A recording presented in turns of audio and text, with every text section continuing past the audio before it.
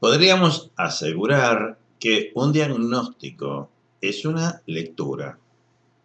Hay una cantidad de signos, de síntomas, de aspectos, de datos del exterior, y alguien que sabe leer esos datos conjugados, juntos, reunidos, dice, bueno, esto es tal cosa, y ahí da la diagnosis, el diagnóstico, lee, informa, comunica, interpreta.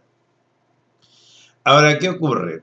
Que hay datos que no son accesibles para todo el mundo, o sea, es necesario saber leer, saber diagnosticar, pero también es imprescindible saber evaluar los signos.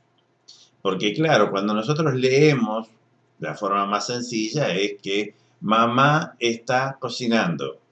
Bueno, son 3 letras que todos los hispanoparlantes sabemos cómo se escriben, qué significan. Eso así es fácil. Ese diagnóstico de esos 3 dibujitos es accesible para todos los que saben leer.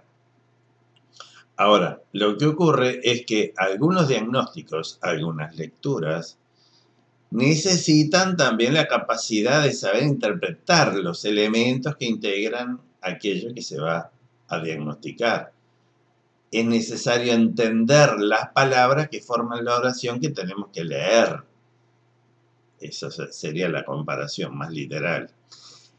Entonces, la pobreza patológica. Uno puede decir que alguien es pobre patológico solo si tiene todos los elementos, pero muchos elementos están dentro de la persona que uno está diagnosticando.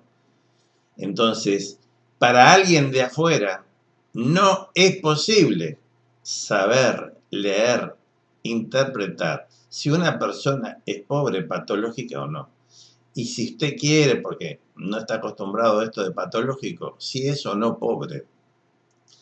Porque podrán venir economistas muy doctos, muy expertos en saber cómo se leen por ahí otros colegas el fenómeno de la pobreza, pero resulta que cuando vamos a diagnosticar a una persona, le decimos, usted es pobre, bueno, mire, sí, puede ser, si a usted se le ocurre, si quiere darme esa designación, si quiere asignarme ese calificativo, es un asunto suyo.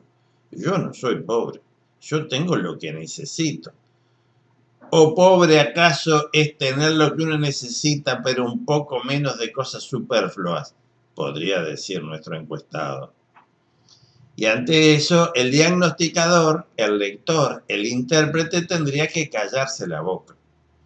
El concepto de pobreza patológica, yo creo que lo inventé, pero no quiere decir que haya sido el único que lo inventó. Capaz que muchas otras personas también lo inventaron y estamos desconectadas por ahora.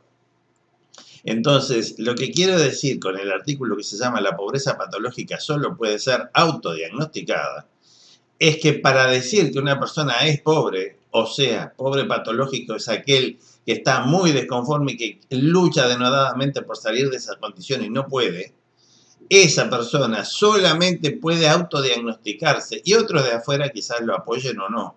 Porque hay una cantidad de datos personales que es de su voluntad, de su gusto, de su preferencia, de su filosofía, de su religión, de sus aspiraciones en la vida, de su configuración de mundo, que no lo sabe nadie más que él. Y esos datos son imprescindibles para poderlo interpretar.